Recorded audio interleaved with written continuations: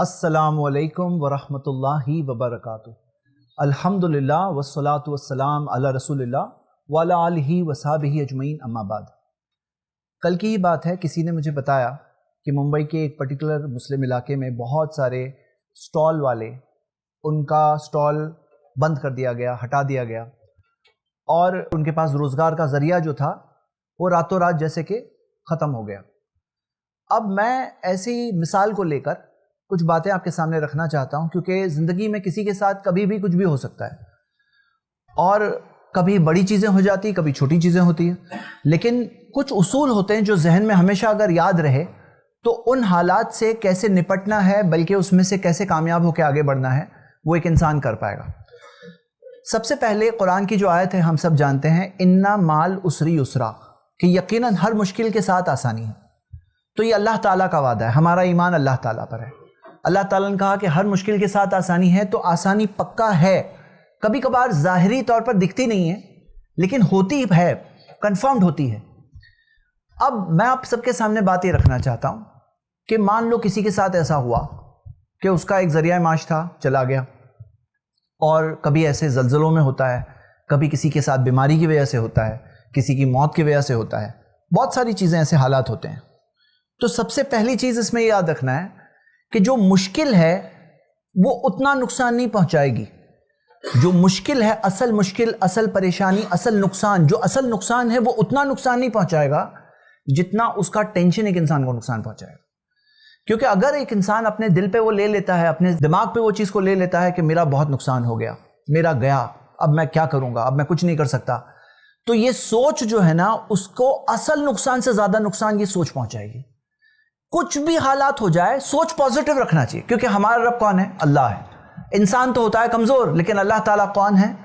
اللہ تعالیٰ العزیز ہے، ہاں، زبردست طاقت والا ہے۔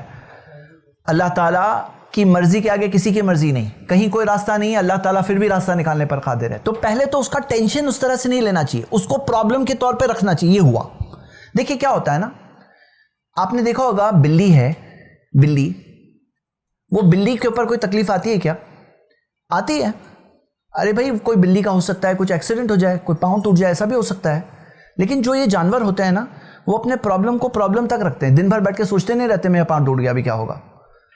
اب انسان جو ہے نا سوچتا ہے نا، تو انسان کوئی بھی پرابلم کو، جتنا پرابلم ہے اس سے کئیوں گنا بڑا کر دیتا ہے سوچ سوچ کے۔ تو وہاں پر توکل کی بنیاد پر، اللہ پر بھروسہ کرنے کی بنیاد پر، اس ٹینشن کو سے اپنے آپ کو بچانا ہوتا ہے۔ سب سے پہلے اگر ٹینشن سے بچیں گے تو 10 چیز کر پائیں گے، اور ٹینشن کے اندر اگر مر جائیں گے نا، تو جتنا پریشانی کی وجہ سے ہمیں نقصان ہوا، جتنا اس نقصان کی وجہ سے ہوا، اس حادثے کی وجہ سے ہوا، اس سے بہت زیادہ نقصان سوچ کی وجہ سے ہوگا۔ یہ پہلی بات ہے، یہاں پہ ایمان اور توکل کی بات ہے۔ دوسری چیز، اب یہ سوچو کہ یہ چیز گئی، اب کیا کریں نیا، اس سے اچھا کریں گے ابھی۔ جیسے میں مثال دیتا ہوں، آپ کو پتا ہوگا بائکلہ لو لین پہ ایک مسجد ہے، وہاں پہ وہ مسجد رائٹس کے دوران جلا دی گئی تھی یا کچھ ایسا ہوا تھا۔ اس کے بعد جب بنا ہے نا، تو کچی مسجد تھی، کچی تھی پترے کی، اس کے بعد پکی مسجد بنی۔ ہاں، اچھی ہوئی کہ نہیں ہوئی؟ بہت بہترین بن گئی، یعنی کہ 50 سال ایسے جیتی تھی وہ کچی مسجد کے طور پر، اس سے زیادہ فائدہ 5 سال میں ہو گیا ہوگا۔ ایک دکان کے بارے میں میں جانتا ہوں جہاں بہت بڑی آگ لگی، لیکن آگ کے بعد میں پورا جل گیا، سٹاک کے ساتھ دکان کا کافی کچھ جل گیا، لیکن اس کے بعد انہوں نے جو بنائے، تو ایسی دکان بنائے کہ ابھی بزنس ان کا کئی گنا بڑا ہوگا۔ تو اب آدمی یہ سوچے، چلو ابھی کسی وجہ سے، دیکھو ایسے ہی تو آپ زیرو کر کے پھر سے سٹارٹ کرنے کا موقع نہیں ملتا ہے نا، ابھی موقع مل رہا ہے کہ زیرو سے پھر سے سٹارٹ کریں گے، تو کون سی نئی سوچ لے کے آگے بڑھیں گے؟ آدمی یہ سوچے۔ دیکھیے موقع تو ہے، ہر مشکل کے ساتھ آسانی ہے نا، لیکن موقع دیکھیں گے تو دکھے گا، اللہ سے مدد مانگیں گے، اللہ راستہ کھولنے پر قادر ہے، توکل کرنا اللہ پر، اللہ پہ بھروسہ کرنا، اونٹ کو باندھنا، بھروسہ اللہ پر کرنا، تو یہ ساری چیزیں ہیں۔ تو سیکنڈ پوائنٹ کیا ہے کہ اب دیکھو کیا نیا، کیا اچھا، بہترین، اس سے 10 گنا بہتر کرنا ہے، مطلب جو لاس میں گیا اس سے 10 گنا کور ہونا چاہیے۔ اب کوئی کہے کہ بھائی ذریعہ معاش گیا، اوکے، ذریعہ معاش گیا تو کیا ہوا؟ کیپٹل آنے کے 50 ذریعے ہیں، کئی سارے لوگ ہیں، پیسہ ہے، ان کے پاس بزنس آئیڈیا نہیں ہوتی ہے، کئی ساری چیزیں ہوتی ہیں جو ایک انسان خود کر سکتا ہے، اس سے اور اچھے طریقے سے کر سکتا ہے۔ ایک بار یاد رکھیے، کتنے لوگوں کے ساتھ ایسا ہوتا ہے، ایک جاب چھوٹ جاتا ہے، پھر دوسرا جاب اس سے اچھا ملتا ہے، تو پہلا جاب چھوٹا تھا تو بولتے ہیں کہ بہت برا ہو گیا، جاب چھوٹ گیا، اور دوسرا اس سے اچھا جاب مل گیا تو بولتے ہیں ارے بہت اچھا ہوا، پچھلا جاب چھوٹ گیا۔ تو ایسا ہوتا ہے لوگوں کے ساتھ۔ تو یہ دوسری چیز ہے. یعنی کسی کا جاب چھوٹ گیا تو کیا کرے گا؟ آپ سوچے گا مجھے اس سے بہتر جاب چاہیے, چھوٹ گیا اس کے غم میں بیٹھوں گا نہیں, مجھے ابھی موقع ملا اس سے بہتر جاب ڈھونڈنے کا. موقع اور مجبوری دونوں ہے, مجبوری تو ہے ہی, موقع بھی تو ہے نا, کیونکہ جاب میں کئی بار ایسے لوگ بندھے ہوئے رہتے ہیں نا کہ زندگی وہیں نکال دیتے ہیں. حالانکہ ان کو اس سے بہتر جاب مل سکتا تھا لیکن کبھی لیتے نہیں ہیں کیونکہ کوئی ان کو دھکا مار کے باہر نہیں نکالا کبھی. تو کبھی ایسا ہوتا ہے کوئی چیز بری لگ جاتی ہے لیکن وہ اچھی ہوتی ہے ہمارے لیے, ہے نا. قرآن میں دیا ہوا ہے کہ ہو سکتا ہے تم کسی چیز کو برا سمجھتے ہو وہ تمہارے لیے اچھا ہے, اور کوئی چیز کو اچھا سمجھتے ہو تمہارے لیے برا ہے, اور اللہ جانتا ہے تم نہیں جانتے. سورہ بقرہ کی آیت نمبر 216 ہے. تو یہ ہو گیا دوسرا پوائنٹ. تیسری چیز, اب اس کے اندر ایک چیز کے بارے میں یاد رکھیں کہ کیسے اس غلطی کو ریپیٹ نہ کریں. کبھی کبھار کیا ہوتا ہے نا, کچھ لوگ ایک غلطی کرتے ہیں پھر بار بار وہی غلطی کرتے ہیں, زندگی بھر وہی غلطی کرتے ہیں کہ چلو اب یہ پرابلم ہوا, کچی تھی دیوار تو جل گئی, ابھی پکی بنائیں, آگ لگ گئی اب فائر پروف بنائیں گے, اب یہ ہو گیا تو اس کو سیف گارڈ کرنا بھی ضروری ہے. یعنی غلطی سے, پرابلم سے سیکھنا بھی ضروری ہے, کیونکہ پازیٹیو سوچ کا مطلب یہ نہیں ہے کہ غلطی سے نہیں سیکھیں گے. تو اللہ کے رسول محمد صلی اللہ علیہ وسلم نے کیا فرمایا, لا یلدغ المؤمن فی جحر واحد مرتين, مومن ایک بل میں 2 بار نہیں ڈسا جاتا. تو ابھی ایک بل میں ایک بار ڈسے گئے, کچھ تو لاس ہوا, اب پھر سے وہ غلطی میں نہیں ڈسے جائیں. اس کی کیا سیفٹی کر سکتے ہیں؟ کہیں پہ چوری ہو گئی, اب چور کا راستہ کیسے بند کریں؟ کہیں پہ کوئی پرابلم ہو گیا, نقصان ہو گیا, اب اگلی بار وہ نقصان تاکہ نہ ہو تو کیا سیکھا؟ کبھی کبھار کیا ہوتا ہے, کوئی چھوٹے نقصان سے اللہ تعالیٰ بڑا لیسن سمجھا رہا ہوتا ہے. کبھی کبھار ایسا ہوتا ہے نا کہ کسی کے گھر میں, کسی کے یہاں پہ اگر چوری ہو گئی, اب چوری ہو گئی تو بری چیز ہوئی, لیکن اس کے بعد اس نے جو سیفٹی میجر لے لیا, اس کے بعد میں بڑی چوری ہونے والی تھی جو ابھی نہیں ہوگی کیونکہ چھوٹی چوری ہوئی. مطلب بڑی چوری ہونے والی تھی اس کے گھر میں لیکن اب نہیں ہوگی کیونکہ اس نے چھوٹی چوری کے بعد ایسا کچھ کر لیا جس کے بعد میں بڑی چوری ہونا ناممکن ہو گیا. تو اب وہ چھوٹی چوری ہونا کئی بار اچھا ہے, اچھا ہوا چھوٹی چوری ہوئی. اب اللہ تعالیٰ جو کرتا ہے برا تو کرتا نہیں ہے, تو اللہ پہ بھروسہ رکھنا ہے کہ اللہ تعالیٰ نے جو کیا ہے نا اس میں حکمت ہے اللہ تعالیٰ کی. اللہ پہ بھروسہ بہت ضروری ہے. اللہ پہ بھروسے کی وجہ سے آدمی بڑی بڑی مشکلوں سے راستہ نکالے گا, کیونکہ اللہ کون ہے؟ الفتاح, راستے کھولنے والا ہے. وہ راستہ کھولنا چاہے کوئی بند نہیں کر سکتا, وہ بند کر دے تو کوئی کھول نہیں سکتا. تو اللہ کے ساتھ میں تعلق اچھا کرنا بہت ضروری ہے.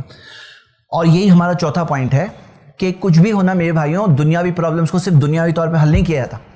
دنیا کے اندر جو پرابلمس ہوتے ہیں نا, اس کا تعلق ہمارے اللہ تعالیٰ کے تعلق سے ہوتا ہے.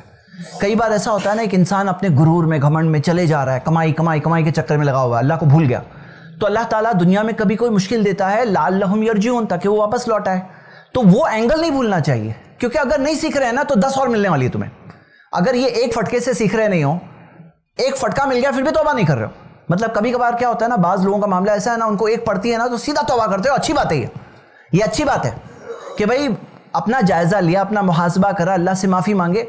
تو کئی سارے لوگ جو دنیاوی پرابلم کو صرف دنیاوی اینگل اور کیلکولیشن سے سالو کرنے کی کوشش کرتے ہیں, یہ سوچ میں ہی پرابلم ہے. کیوں؟